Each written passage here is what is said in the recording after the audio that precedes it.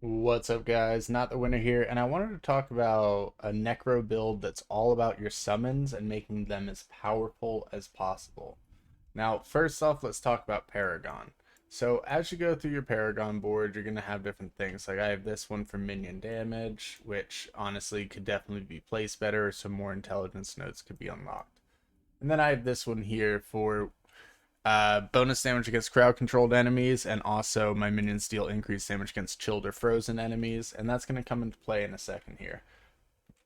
So my build setup right now, this one needs to be changed. It's my weakest one. Heal some life for every up close enemy.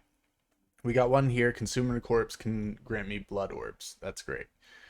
This right here, I'm using these unique gloves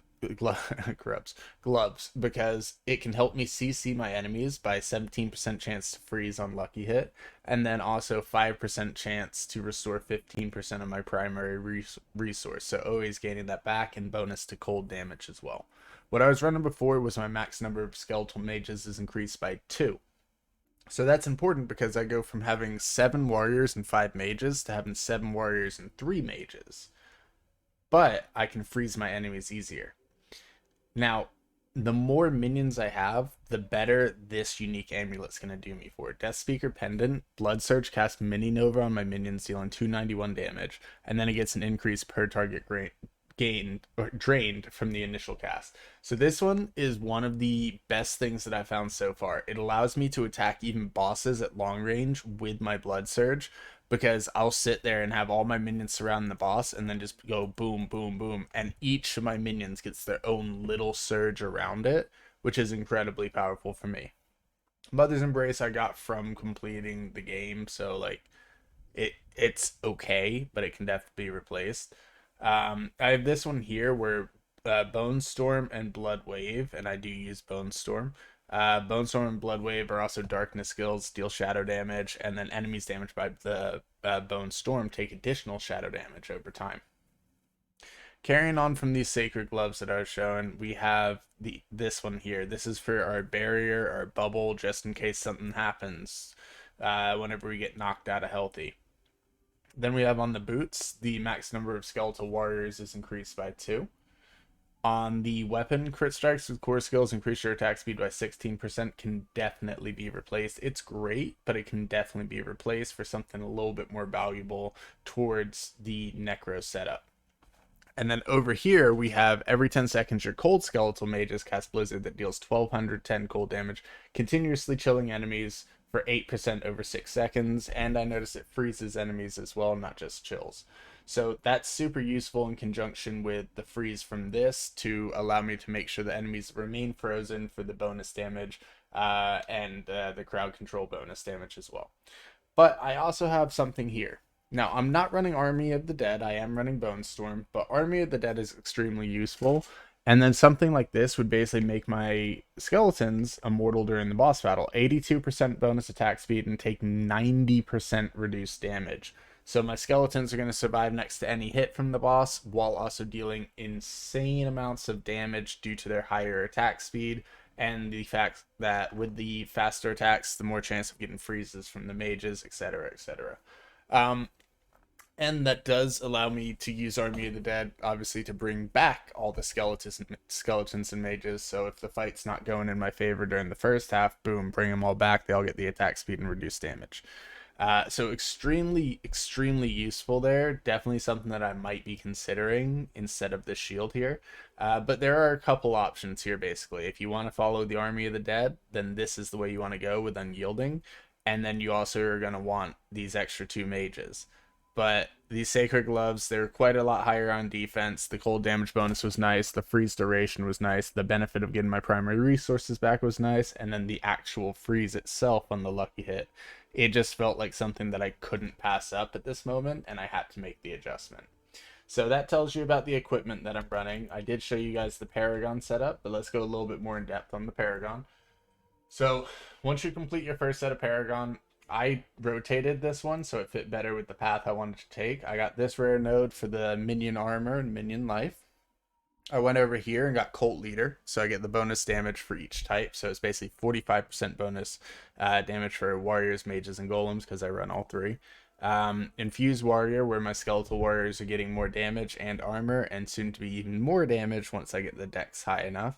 We have the Puppeteer for the bonus minion damage, so all minions, and the minion attack speed.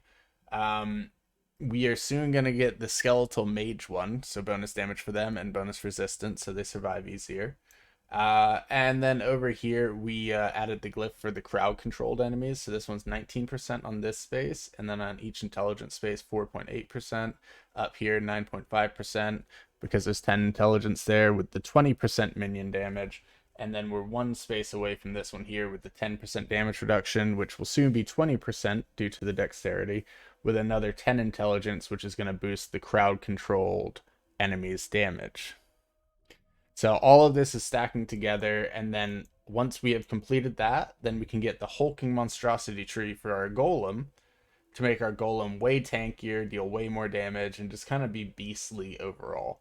It's going to be really nice to move into that tree afterwards. And some other options, if you do want to focus on something else, you could go for example, blood begets blood if you're going for a blood build, or a bloodbath for a blood build, focusing on more opportunities to get more damage output for when you're not focused on your minions. Going over to the skill tree, for me, since I'm focused on minions, part of that here is we want to be able to always have our minions up and not have to worry about that in our base skills here. So what we're going with is Hemorrhage to start for the blood orbs, and then Blood Surge for the life regeneration aspect, and the fortification. So that starts us off. And then we have Hued Flesh to create corpses whenever we're attacking. Then we start moving along, and we'll see Skeletal Warrior Mastery is max. We do have some Thorns. We could easily get rid of this for some extra points. I only went with level 1 Corpse Explosion. I went for max for a while. It just wasn't really worth it. Making them vulnerable is very interesting, but it's bonus damage if they are vulnerable, stunned, or slowed. Whereas this one might be a lot better, making a darkness skill for the miasma. The 3000 damage sounds quite a bit nicer per corpse over time. So let's just go ahead and make that swap right now. And we don't even use the explosion often, so it doesn't even matter. So consuming a corpse generates 6 essence, and then obviously we have bonus damage whenever we consume corpses. This one did just get nerfed. It was 9 essence, I think, but now it's 6. Over here we went for Skeletal Mage Mastery for the bonus damage and life for them. Basically skipped this tree, but we have 3 bonus Coalesce Blood from one of my other abilities to one of my other gear pieces, specifically that unique that I was showing you guys before. And that one's super useful for the bonus damage with blood abilities. Over here we got a Golem Mastery for the bonus damage and life for the Golem. Inspiring Leader for our minions for bonus attack speed. Minions get increased damage while you're close to them. And then also can't lose more than 30% of their max life from a single hit. So very useful with that. We do have increased the max life by 10% after being healthy for 15%. The next blood skill overpowers. Not that great. I may even swap it to this. But I do take damage often because I'm kind of standing in the middle. I'm trying to move further and further away from the middle. So we'll go ahead and swap those out, lowering my max life, and just see how that works out for me moving forward. There's a lot more that you can do here depending on if you went for Reapers or other types of things that you're going to want to completely change how your skill tree looks. So definitely play around with it and figure out what's going to work best for you. But if you're focused purely on the minions, the primary ones that you want to focus on are the things that are going to boost their health, boost their damage, boost their attack speed, and survivability. Survivability is the biggest issue that they run into, so this is going to be extremely helpful for you when you do actually unlock Paragon levels and start to unlock nodes. Last but not least, Book of the Dead. So I just went with basic skirmishers here. I don't need them to survive forever. I want them to actually be able to get some decent damage output. But I may actually consider swapping them to defenders now because I did get that amulet that allows me to have them blood surge as long as they're up. So the longer they stay up, the better.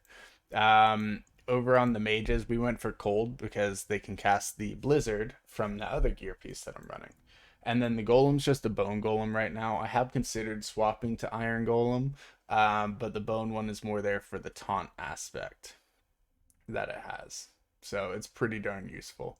Other than that, there's not really too much else to say. Your character is going to be very, very, very different depending on what you want to go after and how you want to build it. But if you love skeletons, this is the way that you want to go. If this video was helpful, make sure you guys like and subscribe. Check out some of my other content, and thank you guys so much for watching.